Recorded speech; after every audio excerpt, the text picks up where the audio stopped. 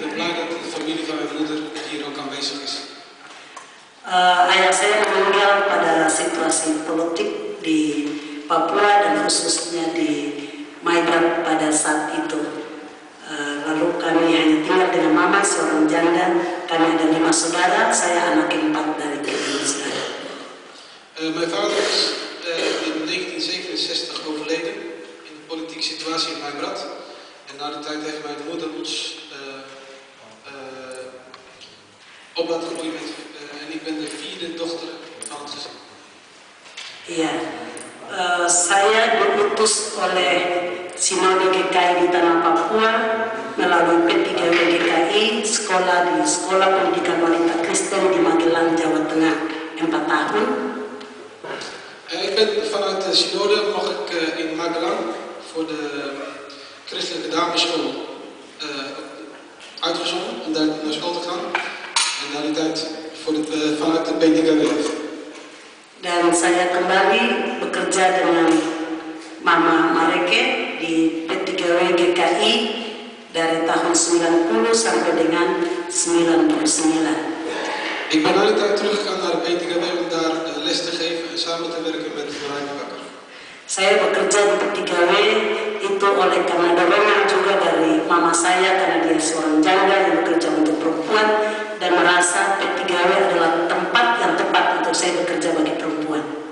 Ik ben beïnvloed om bij P3W te werken door mijn moeder, die als ene vrouw zonder man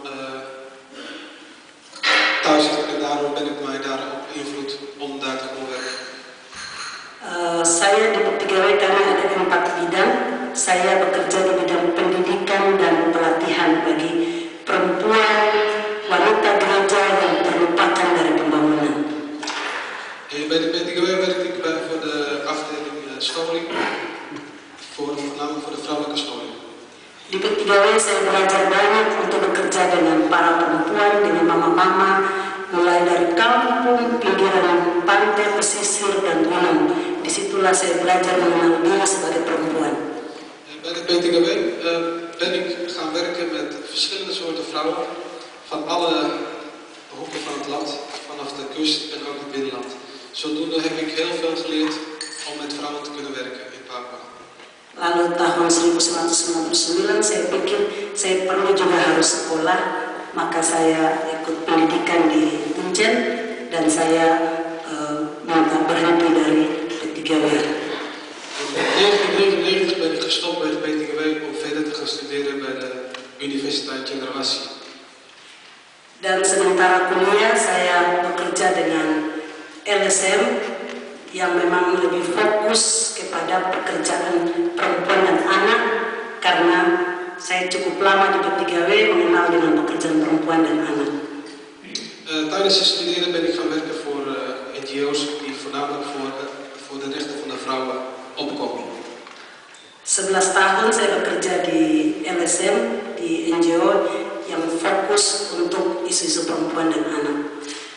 In totaal heb ik 11 jaar voor een NGO gewerkt, die dan gefocust is voor vrouwen en kind. Setelah 11 tahun, lalu oleh Gerakan Perempuan, saya dipilih untuk duduk menjadi anggota Dewan Perwakilan Daerah Republik Indonesia di Jakarta pada tahun 2009 sampai dengan 2014.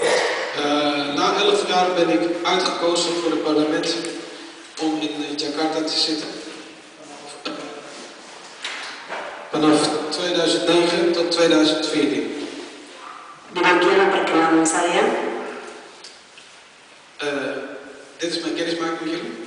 En nu ga ik denk ik verder met de materie. Iya, materi yang diberikan kepada saya itu adalah tentang krisis keluarga di Papua. Materi krisis, familiekrisis in Papua. Dan saya beri judul adalah keluarga adalah sekolah kehidupan. En het onderwerp van mij is het gezin is het school van het leven. Mengapa saya beri judul demikian? Karena saya yakin kita semua tahu bahwa perkembangan dan pertumbuhan seseorang dasarnya adalah di dalam keluarga. waarom ik dit onderwerp heb gekozen is misschien wel duidelijk, omdat het fundering van het leven begint bij het gezin. Saya coba melihat perkembangan kehidupan keluarga di tanah Papua itu dalam dua fase. Ik probeer het te verdelen in twee fases. Fase yang pertama adalah fase sebelum integrasi.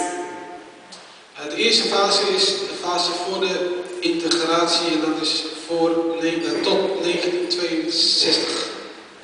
Fase ini di mana kami tahu sama-sama bahwa keluarga di Papua itu hidup dalam nilai-nilai tradisi, nilai-nilai budaya yang begitu bagus, yang begitu dianut dengan baik, seiring juga dengan para sending yang datang dengan nilai-nilai agama yang begitu berjalan dengan baik bagi keluarga di tanah Papua. Deze fase is voornamelijk het fase waar wij nog in traditionele manieren leven.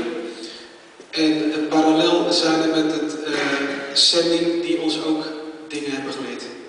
Secara adat kultur di tanah Papua ada rumah khusus yang juga diberikan pendidikan kepada laki-laki. Kalau untuk saya orang Maibrat dibilang buyun atau rumah wofle. Dan untuk perempuan itu ada rumah sendiri yang mereka mendapat proses pembelajaran dan pendidikan di sana. Het proces gaat voornamelijk door twee verschillende huizen en dat is de mannenhuis en de vrouwenhuis. En in mijn adat is het de woonwofle, Inya, zoals het in de Maibrat wordt gezegd. Dan ketika proses pembelajaran ini, pendidikan ini, ketika orang mereka itu sudah masuk akil balik, sudah ditunjukkan bahwa perempuan misalnya menstruasi sudah dewasa, berarti mereka akan siap untuk menikah secara adat. Dan di dalam nilai-nilai itu begitu dijaga dengan baik oleh pasangan suami istri dalam keluarga. In het proces van het vrouwenhuis, als je volwassen bent, in dit geval als je al menstrueert en klaar bent voor het gaan trouwen, ben je ook echt klaar ervoor. Want je hebt alles al kunnen leren in die tijd voordat je het volwassen bent. Pikir saya bahwa proses seperti nilai-nilai kultur ini juga dipakai oleh para sending yang waktu itu masuk ke tanah Papua dan membentuk asrama-asrama pendidikan bagi perempuan, pendidikan bagi laki-laki. Itu ada di Serui, itu ada di Timnabuan, itu ada di Jayapura, di Genep, dan semua wilayah di tanah Papua. Proses pembelajaran dan pendidikan adalah pola asrama.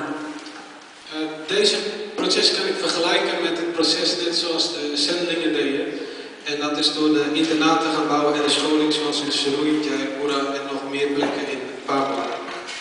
Dan ketika mereka yang dari asrama itu belajar bersama, kemudian mereka bisa menikah, dan disitulah mereka memang melahirkan generasi Papua yang 20 tahun kemudian kisaran tahun 80-an mereka bertumbuh menjadi anak-anak dalam keluarga yang bagi saya cukup baik. Dit zijn de eerste generatie die na trouwen kinderen hebben gekregen en hun kinderen hebben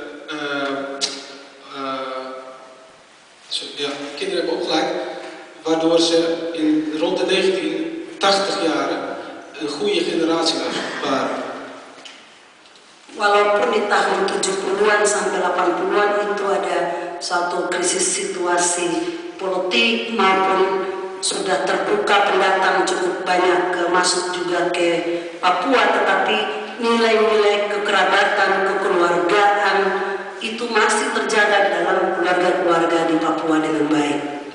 Ondanks de politieke situatie in 1970 en 1980 is dat een standvastige generatie, waardoor de situatie nog steeds goed was in Papua. Setelah generasi kedua, yaitu adalah setelah integrasi, itu kelahiran yang berikut kita bisa hitung anak-anak Papua yang lahir di 80 ke 90-an. Itu adalah generasi fase kedua yang lahir setelah fase pertama. De kinderen, dus de tweede generatie, die geboren zijn rond de 80 en de 90 jaren, is dus in dit geval de tweede generatie. Dan di sini ada perbedaan yang sangat besar terjadi dari keluarga sebelum situasi fase pertama dan situasi di fase kedua itu cukup berbeda yang sangat besar. Er zit een behoorlijk verschil tussen de eerste generatie en de tweede generatie. En dat heb ik ook eigenlijk verdeeld in de eerste fase, dus tot en met 92, en de tweede fase. En dat begint dus 1963 tot 2000. Ketika pengaruh-pengaruh luar begitu masuk begitu cepat, kita keluarga mulai menjadi kehilangan satu proses di mana terjadi ketidakseimbangan baik di ekonomi, baik di pendidikan, di lapangan pekerjaan. Inilah fase yang betul-betul kita mengalami fase krisis. Deze fase is de crisisfase waardoor het gezin controle kwijt is voor het balans van het als gezin zijn. Kita lihat bahwa ketika akses pada pendidikan begitu sangat terbatas, penerimaan untuk masuk pada universitas-universitas negeri yang begitu bagus itu tidak terlalu terbuka bagi generasi kedua itu. De scholing is beperkt. Om te gaan studeren, dus naar de universiteit, is beperkte ingang als Papua jong of als Papua student. Pintu akses ke Papua semakin terbuka dan begitu banyak datang, mulai di PNS, di pegawai negeri sipil, penerimaan tidak lagi banyak mendapat kesempatan dalam perusahaan, misalnya perusahaan daerah, milik daerah itu seperti perusahaan listrik, PLN atau Telkom, perusahaan-perusahaan swasta milik negara itu sama sekali jarang orang Papua juga tidak mendapatkan akses. Voor de werkgelegenheid was er ook geen ingang voor de Papua. Alle plekken dus voor de regering en anderen is gewoon beperkt. En voornamelijk bezit door buitenstaanders. Pengaruh alkohol yang juga begitu sangat kuat, sangat tinggi, dengan tidak ada aturan yang bisa membatasi, itu terjadi dan dampaknya kekerasan terjadi di mana-mana, mulai dari dalam keluarga dan di luar rumah. Sindsdien zie je ook dat er veel meer consumptie wordt gemaakt van alcohol vanwege de stresssituatie voor de situatie toen de tijd. Anak-anak yang begitu berkembang dan besar di luar menjadi anak-anak jalanan atau anak-anak Aibon begitu mulai berkembang juga cukup banyak. Je ziet ook steeds meer straatkinderen die luim snuiven. Dan penyakit HIV/AIDS juga sangat meningkat. De HIV/AIDS zie je ook steeds meer erger worden. Itu berbagai macam persoalan-persoalan sosial yang terjadi di masyarakat pada fase kedua begitu meningkat. Je ziet heel veel sociale negativiteit en steeds meer vooral in de tweede fase. Dan masuk pada tahun 2000 situasi politik baik internal ke dalam Papua pun juga semakin meningkat karena dengan adanya pemekaran wilayah, uang begitu banyak juga masuk, tetapi dampak daripada itu juga cukup banyak. Sinds 2000 zie je ook steeds meer internale problemen is dat verdeling in de regio Papua. Er wordt steeds meer subgemeentes gemaakt waardoor er heel veel geld binnenstroomt, maar niet goed wordt gebruikt en waardoor je ook verdeling krijgt tussen de mensen. Dalam situasi-situasi krisis keluarga di Papua, ini sesungguhnya juga peran gereja ada di dalamnya. Voor deze situatie is eigenlijk ook wordt ook heel veel verwacht van de kerk.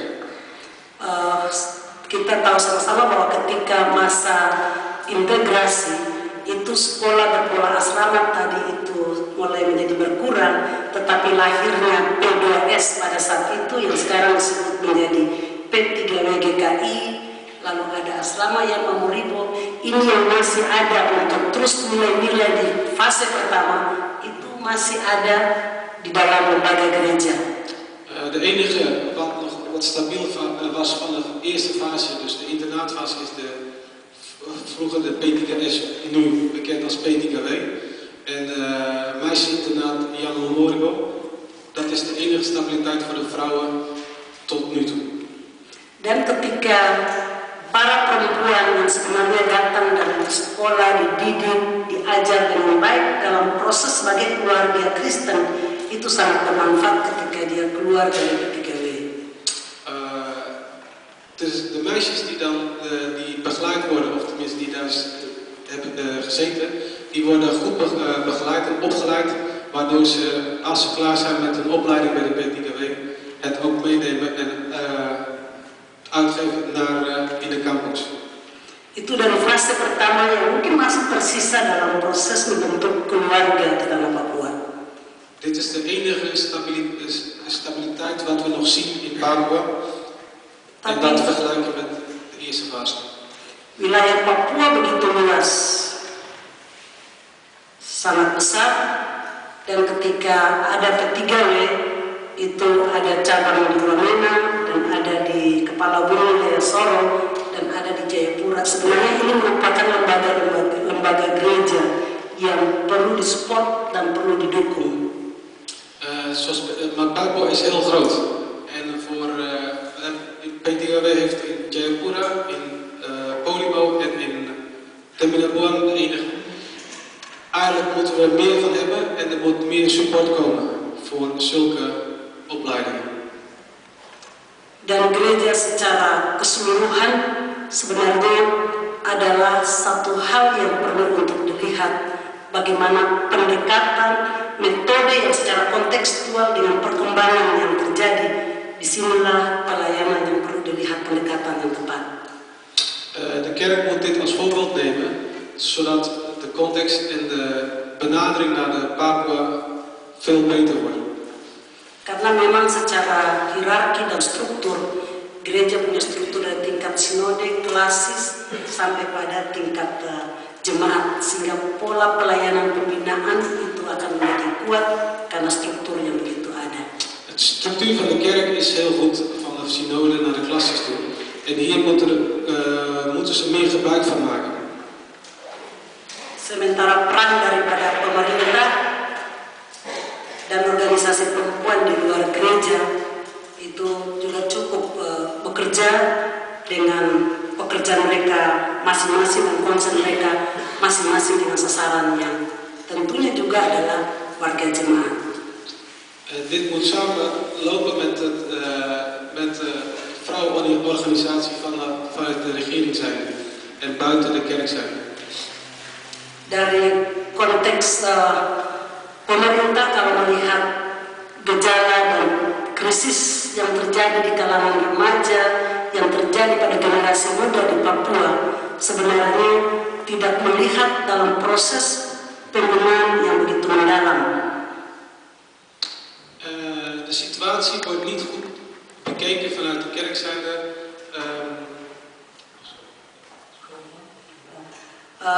Pemerintah melihat situasi kondisi krisis sosial di masyarakat, dia tidak menggunakan program yang tepat untuk bisa menjawab persoalan-persoalan. De regering ziet wel de situatie, de crisissituatie zoals het nu is, alleen weten ze niet om dieper in te gaan om het op te lossen of aan te pakken.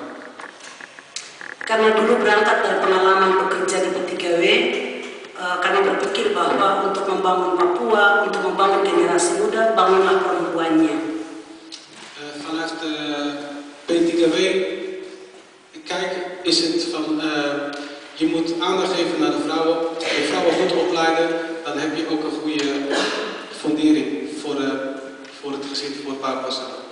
Sehingga kami coba mendorong pemerintah untuk ada kantor khusus, yaitu pemberdayaan perempuan dan perlindungan anak, supaya bisa sinergis melihat pekerjaan bagaimana membangun perempuan dengan baik untuk kehidupan di Papua. Zodoende hebben wij druk gegeven aan de regering om een organisatie op te zetten die dat allemaal kan beïnvloeden en kan helpen voor de vrouwen in Papua.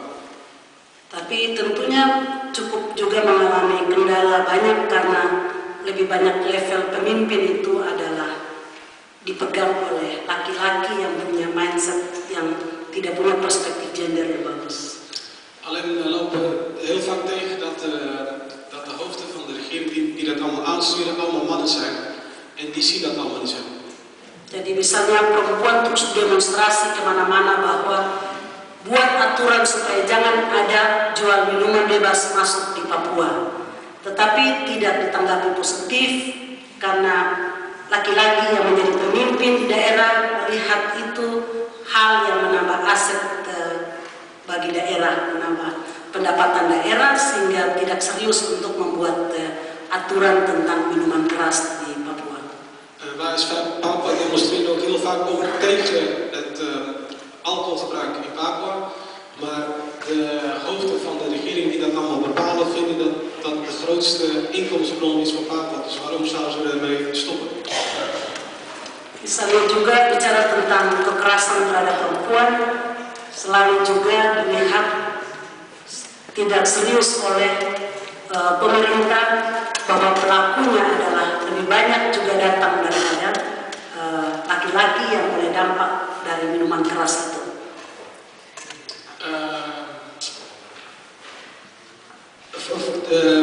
De haken tegen vrouwen komt voornamelijk ook van mannen die alcohol hebben geconsumeerd. Jadi benang merah ini sulit sekali untuk bisa dipotong supaya persoalan-persoalan sosial yang terjadi di masyarakat bisa menjadi berkurang. Dus dit is een heel moeilijk verhaal om het op te pakken. Dari pemberdayaan perempuan dan perlindungan anak di pemerintah sebenarnya juga telah mengeluarkan banyak aturan yang memberikan perlindungan kepada perempuan maupun juga kepada anak, tetapi itu persoalan mindset laki-laki yang belum begitu bisa berubah banyak, memahami mengerti tentang perspektif gender sehingga aturan itu tidak dapat dijalankan dengan baik. Er zijn wetten genoeg die vanuit de regering geschreven zijn om vrouwen en kinderen te beschermen. Alleen om de gedachte om dat na te leven komen allemaal vanuit mannen en dat is gewoon heel moeilijk. Maar die snapt dat heel vaak niet.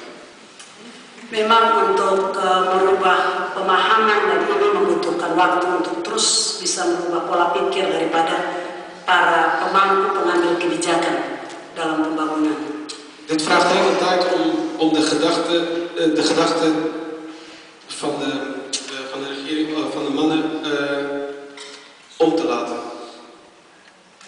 Jadi di masyarakat, organisasi seperti saya kemarin di Jerman melihat ada rumah aman bagi perempuan, tapi itu juga disponsori oleh pemerintah.